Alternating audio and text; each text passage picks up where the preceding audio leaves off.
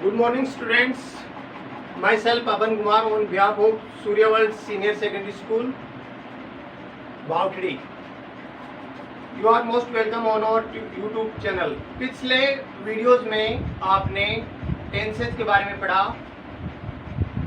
हमने past indefinite tense के बारे में पढ़ा। पास्ट इंडेफिनिट टेंस सामान्य भूतकाल के बाद अब आता है पास्ट कंटिन्यूअस टेंस, अपूर्ण भूतकाल। अपूर्ण यानी कंटिन्यूअस का होता है अपूर्ण या लगातार, जिसमें का ये पूरा नहीं होता हो।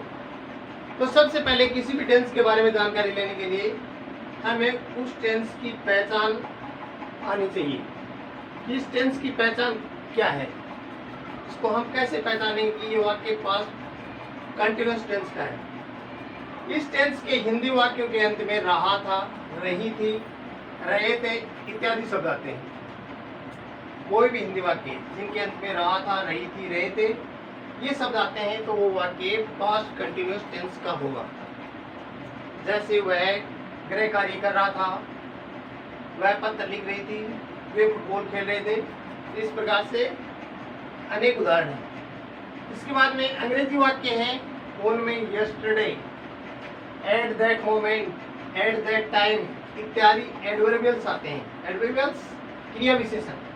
ये क्रिया विशेषण अगर किसी अंग्रेजी वाक्य के अंत में आते हैं तो वो वाक्य पास्ट कंटिन्यूअस टेंस का हुआ। उसके बाद में आता है मेन वर्ब, मुख्य क्रिया। इस टेंस में मेन वर्ब की फर्स्ट फॉर्म प्लस आईएनजी का प्रयोग होता है। मुख्य क्रिया की फर्स्ट फॉर्म में आईएनजी जोड़ा जाता है। उसके बाद हेल्पिंग वर्ब, सहायक क्रिया।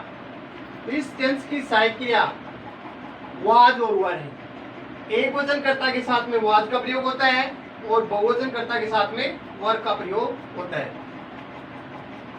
सहायक क्रिया के बाद में हम पढ़ेंगे अब अफर्मेटिव सेंटेंस का स्ट्रक्चर क्या होगा। अफर्मेटिव सेंटेंस की रचना किस प्रकार से की जाएगी, किस प्रकार से हम अफर्मेटिव सेंटेंस बनाएंगे, उनके ट्रांसलेट करने का जो फॉर्मूला है वो क्या है। तो अफर्मेटिव सेंटेंस सकारात्मक वाक्य बनाते हैं तो उनमें सबसे पहले सब्जेक्ट कर्ता की अंग्रेजी बनाई जाती है।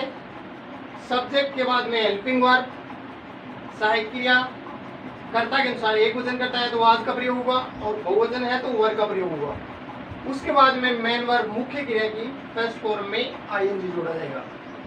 उसके बाद ऑब्जेक्ट, कर्म। कर्म के बाद में प्लस अदर्स। उसके बाद में अन्य शब्द। कोई भी एडवर्बियल है वो वाक्य के अंत में आएगा। तो इसके कुछ एग्जाम्पल हैं। पहला उदाहरण है वह उस समय कपड़े धो रही थी। तो इसका ट्रांसलेट करेंगे तो सबसे पहले हमें पहचान होनी चाहिए सब्जेक्ट की। कर्ता इसमें क्या है, वह है, स्त्रीलिंग है तो इसके लिए सब्जेक्ट के रूप में प्रोनाउन सी का प्रयोग हुआ। सी और सी एक वचन करता है इसलिए वाज सहायक क्रिया आएगी। फिर मेन वर्ब की first form plus ING, wash means धोना प्लस आईएनजी वॉशिंग। और उसके बाद ऑब्जेक्ट क्लॉथ्स और उसके बाद एडवर्बियल एट दैट टाइम। तो इसका ट्रांसलेट होगा वह उस समय कपड़े धो रही थी।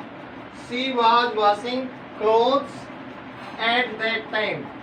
दूसरा एग्जाम्पल है वे फुटबॉल खेल रहे थे। तो सबसे पहले इसमें दे थर्ड पर्सन प्लूरल है, बहुवचन करता है, ये थर्ड पर्सन का प्रोनाउन है। तो सबसे पहले दे बहुवचन करता है तो सहायक क्रिया आएगी वर। फिर मेन वर्ब की first form plus ING, play plus ING playing. और उसके बाद ऑब्जेक्ट फुटबॉल। तो इसका ट्रांसलेट होगा वे फुटबॉल खेल रहे थे, they were playing football.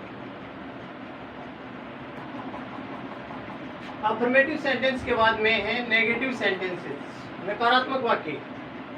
Negative sentence बनाने का स्ट्रक्चर होगा, इसका फॉर्मूला है सबसे पहले सब्जेक्ट, सब्जेक्ट के बाद में हेल्पिंग वर्ब, कर्ता के अनुसार एक वचन कर्ता के साथ में वाज और बहुवचन कर्ता के साथ में वर। उसके बाद हेल्पिंग वर्ब के बाद में आता है नोट। फिर मेन वर्ब की फर्स्ट फॉर्म प्लस आईएनजी, मुख्य क्रिया की फर्स्ट फॉर्म में आईएनजी जोड़ा जाता है। उसके बाद ऑब्जेक्ट, कर्म, कर्म के बाद में प्लस अदर्स, अन्य शब्द। तो इसमें नेगेटिव सेंटेंस के कुछ उदाहरण हैं। पहला एग्जाम्पल है वह भोजन नहीं पका रही थी। वह भोजन नहीं पका रही थी। तो सबसे पहले सब्जेक्ट है इसमें सी, थर्ड पर्सन का प्रोनाउन है, स्त्रीलिंग के लिए सी का प्रयोग होता है। सी थर्ड पर्सन सिंगुलर है, इसके साथ में सहायक क्रिया आएगी वाज, और उसके बाद नोट के बाद में मेन वर्ब की फर्स्ट फॉर्म में आईएनजी जोड़ा जाएगा, कुक प्लस आईएनजी कुकिंग, और उसके बाद ऑब्जेक्ट फूड। तो इसका ट्रांसलेट होगा वह भोजन नहीं पका रही थी, she was not cooking food. दूसरा एग्जाम्पल है वह हम उस पल नहीं दौड़ रहे थे, हम उस पल नहीं दौड़ रहे थे, उस पल एट दैट मोमेंट। तो सबसे पहले सब्जेक्ट वी, फर्स्ट पर्सन का प्रोनाउन है, प्लूरल है, तो इसके साथ में वर का प्रयोग होगा, सहायक क्रिया वर आएगी, वी वर, उसके बाद नोट के बाद मेन वर्ब की first form plus ING, running, और उस पल एडवर्बियल है एट दैट मोमेंट।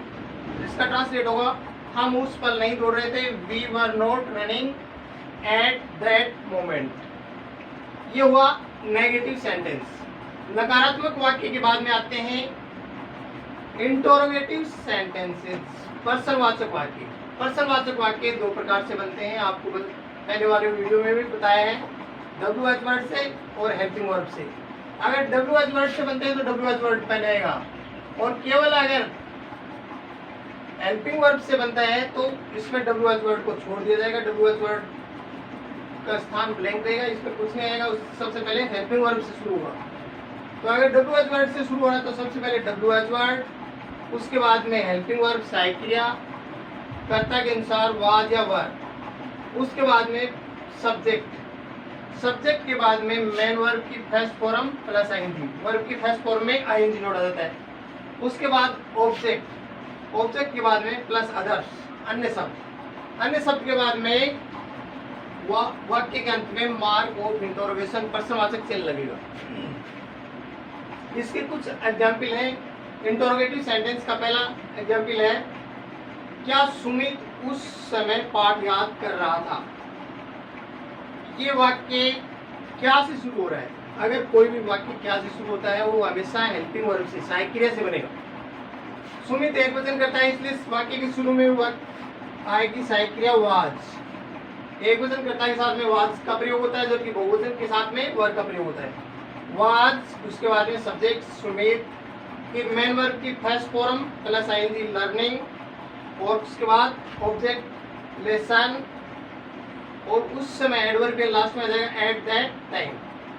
तो इसका ट्रांसलेट होगा, क्या सुमित उस समय पाठ याद कर रहा था, was Sumit learning lesson at that time, और वाक्य के अंत में प्रश्नवाचक चिन्ह, मार्क ऑफ इंटरोगेशन लगेगा। उसके बाद में दूसरा एग्जाम्पल है, विद्यार्थी कल शोर क्यों कर रहे थे। इस वाक्य में क्यों शब्द है वो आया है, कारण या प्रयोजन पूछने के लिए WH वर्ड वाई आता है, वाई। तो वाक्य के बीच में अगर क्यों, कब, कहाँ, कैसे, कितने, ये शब्द आते हैं तो उनमें WH वर्ड से इंटरोगेटिव सेंटेंस बनता है।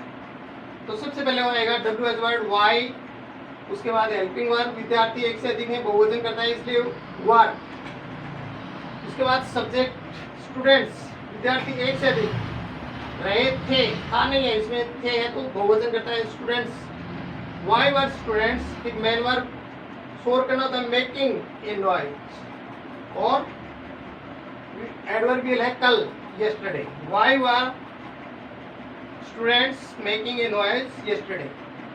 Thanks, share and like the video and subscribe our channel.